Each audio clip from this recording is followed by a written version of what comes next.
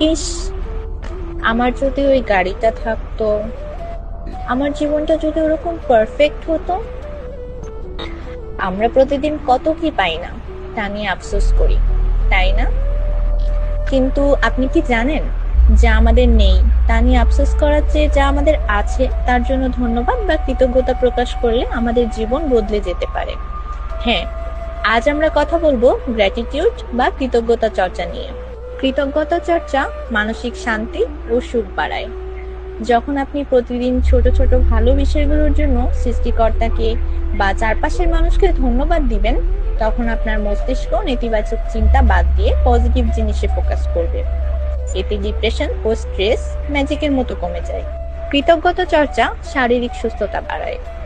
গবেষণায় দেখা গেছে, যারা নিয়মিত কৃতজ্ঞতা প্রকাশ করেন তাদের রোগ প্রতিরোধ ক্ষমতা বাড়ে, রক্তচাপ নিয়ন্ত্রণে থাকে এবং রাতে ঘুম অনেক ভালো হয়। কৃতজ্ঞতা চর্চা সম্পর্কের উন্নতি করে।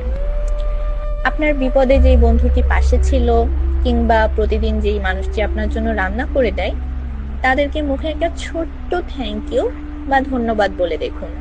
দেখবেন সম্পর্কের ভেতরের দূরত্ব নিমিষেই দূর হয়ে যাবে। চর্চা করাটা কিন্তু খুব সহজ।